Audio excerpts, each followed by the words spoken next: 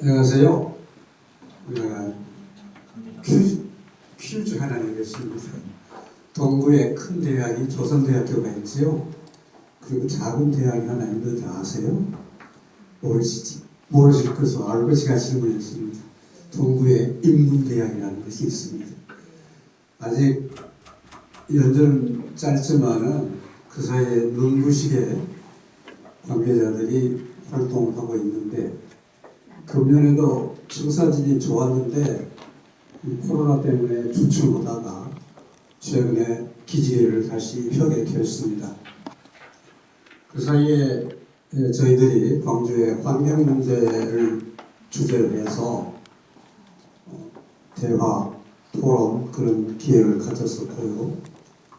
그 다음에 여러분 아시다시피 코로나 때문에 사람들이 너무나 마음이 위축되어 있고 괴로워하는 모습을 인문대학 측면에서 관과할 수 없어서 그런 치유를 목표로 하는 그런 몇 사람이 참여해서 대화를 가졌습니다.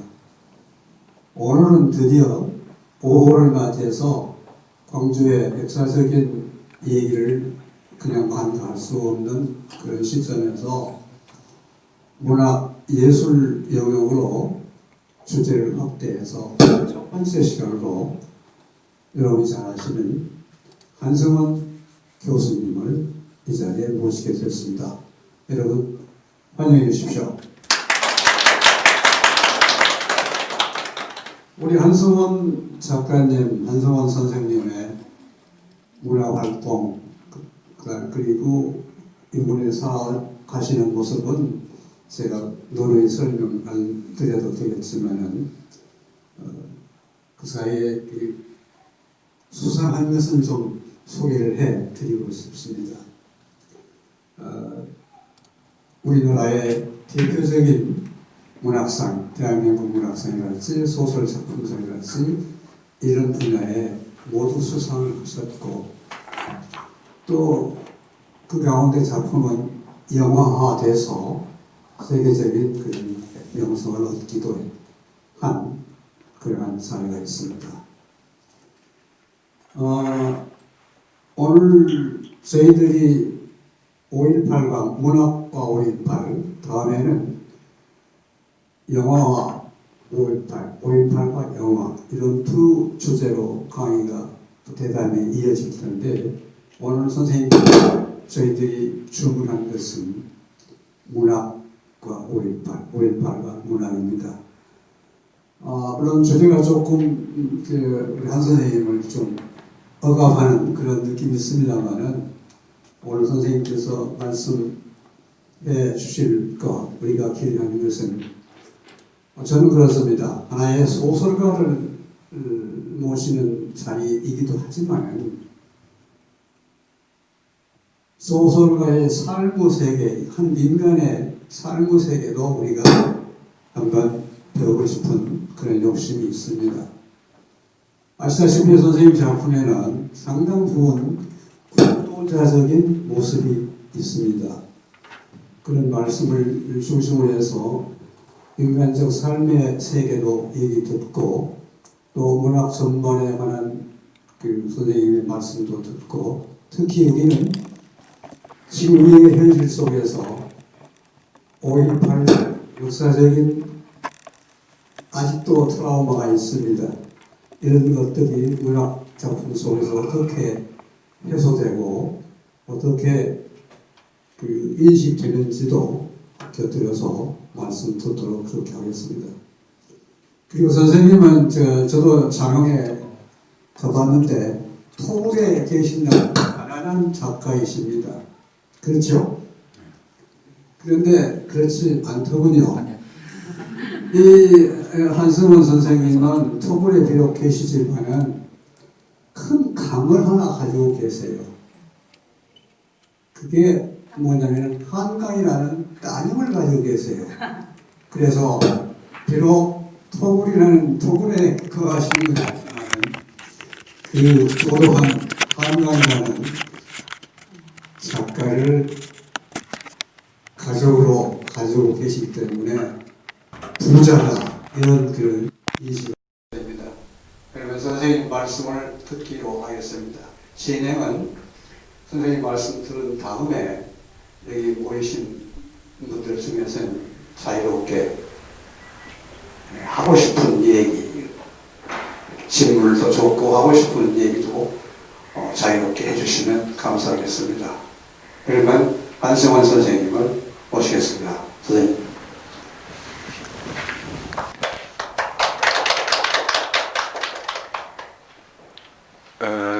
제가 문학을 공부하기 시작했을 때 서라벌 예대 문예창작과에서 소설가 김동리 선생을 은사로 모셨어요. 그런데 그분의 강의에서 무슨 이야기를 강조했느냐 하면 모랄 얘기를 했어요. 말하자면 윤리의식. 그런데 그 모랄을 얘기해야 할 사람이 소설가뿐만 아니라 인류의 대성인들, 가령 석가모니라든지 예수라든지 노자, 장자, 이제 공자, 맹자, 이 모든 분들이 전부 다 윤리에 대한 이야기를 했어요. 윤리는 인간으로 살아가야 할 가장 그 큰 도리인 것이죠. 그래서 저는 오늘 이야기의 그 밑에 심층에 흐르는 것은 윤리 이야기가 될 것입니다. 우리는 제가 그 문학 공부를 할 그 무렵에는 휴머니즘이라는 게, 그러니까 인간주의라는 거,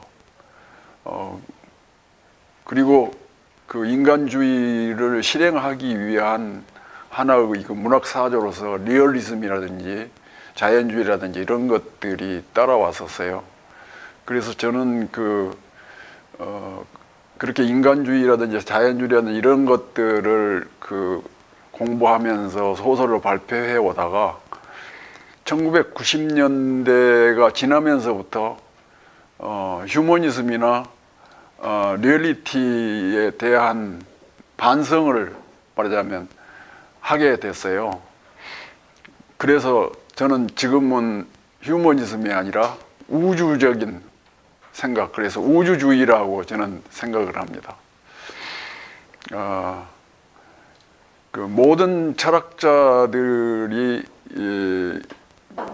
냉철한 사유로서 판단을 해서 우리 삶의 어떤 그 지표를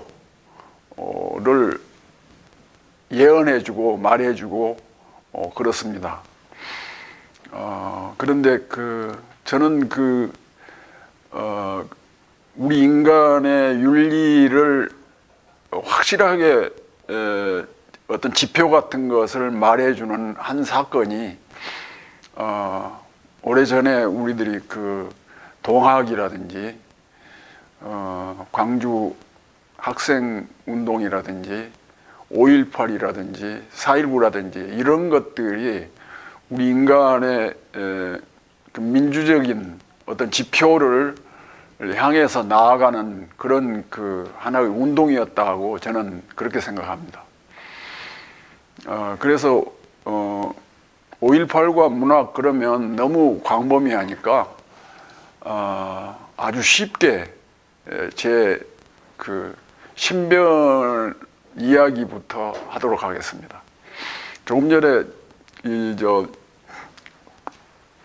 우리 철학 박사 선생님께서 한강 얘기를 했는데 저는 딸이 소설가로서 등단해서 지금은 영국의 세계 3대 문학상이라고 맨부커상을 받았는데 그것이 채식주의자라는 소설입니다. 그리고 그 이후에 소년이 온다라는 소설을 썼어요. 여러분들이 다 잘 읽으셨겠는데, 그런데 제가 10년 동안 광주에서 살았어요. 제가 30대 그러니까 30살 때부터 40살 때까지를 광주에서 살았습니다. 그런데 그 산 곳이 어디냐 하면은, 옛날에는 호전 운동장이 있어요. 그 귀퉁이. 지금은 역 뒤에입니다. 지금은 아주 낙후돼 가지고, 지금도 제 집이 있는데, 가건물로 되어 있는데, 그것을 누가 사지도 않습니다. 그런데 저는 팔리지 않고 있으면 그 집을 다시 예전 모양새대로 다시 지어가지고, 제가 한 10년만 더 젊었으면 북카페 소년이 온다를 열어서 그랬으면 좋겠다는 생각을 했어요. 근데 그것이 지금 북구로 속해 있죠. 그런데 왜 우리 딸이 소년이 온다를 썼을까? 그 이야기를 하면서 5.18과 문학에 대한 것을 연계시켜서, 그리고 우리 인류의 가장 큰 그 심층을 흐르는 그 윤리의식에 대한 얘기를 할까 합니다. 제가 서울로 이사 간 것이 80년 1월 18일이었어요. 그런데 그때는 광주 안에 그 민주화의 열기가 충만해 있었어요. 그러니까 굉장한 그 저항의식. 그러니까 저는 그 광주 정신 그러면 무등산을 생각합니다. 우리들이 그 가난한 사람들이 광주에서 살면서 제 집 가지지 못하고 새 집을 전전할 때 두고 쓰는 말이 있었어요. 어디로 쪽방으로 이사를 가든지 무등산 보이는 데로 가서 자식들을 키워라. 그래서 무등산 보이는 데다가 자리를 잡아서 새집살이를 하고 그랬습니다. 그런데 지금 우리가 살았던 그 집은 제가 제 돈으로 마련한 집이 아니고, 그 처가에서 땅을 주면서 집 지을 돈도 없으니까 집까지 지어줘서 준 집입니다. 지금 50평 대지에다가 25평짜리 그 반양옥집을 지어서 줬었어요. 왜 그렇게 처가 도움을 받을 수밖에 없었느냐 하면은, 제 어머니가 다산성이어서 자식들을 아주 많이 낳았어요. 그때는 산하 제한이 없었고 그 피임하는 기구들도 없었고, 그렇기 때문에 생기면 낳을 수밖에 없었죠. 근데 우리 어머니께서 아주 생명력이 강한 다산성의 여성이어서 우리 어머니께서 생산하신 자식들이 11명입니다. 그런데 어려서 둘을 날려보내고 9을 키우셨어요. 그런데 그 9을 키우다가 19살 된 처녀인 여동생 하나가 죽고 8명이 건강하게 다 컸습니다. 그런데 제가 셋째입니다. 누님이 한 분 계시고 형이 한 분 있고 제가 둘째죠. 그런데 그 아버지께서 일찍 돌아가시니까 우리 형님이 당신 아내하고 자식들만 데리고 분가를 해버렸어요. 나 몰라라 하고. 그러니까 우리 어머니가 53세 과부였었는데, 여러분들 잠밥이란 말 알죠? 잠밥이란 말은 자식들이 어려가지고 누가 수발 들어줄 사람이 없어가지고 우글거리고 자기들끼리 싸우고 뛰고 뭔가 설거지 할 사람도 없어가지고 설거지 통에가 이렇게 쌓여 있고 그런 그 팔이 왕왕거리고 청소도 안 돼 있고 그런 그 집안 형편을 잔밥에 쌓인다고 그럽니다. 네, 잔밥에 쌓인 채로 놔두고 그렇게 살았던 그 어머니가 의탁할 사람은 나밖에 없었어요. 그래서 그 내가 그 셰빵살이를 하면서 동생들 도와주고 그러다 보니까 중학교 선생, 내가 동신중학교에 교사로 있었는데 말하자면 우리 어머니가 동생들을 하나씩 물어다 줘요. 여러분들 고양이가 새끼 물어다가 어디 감추는 거 봤죠?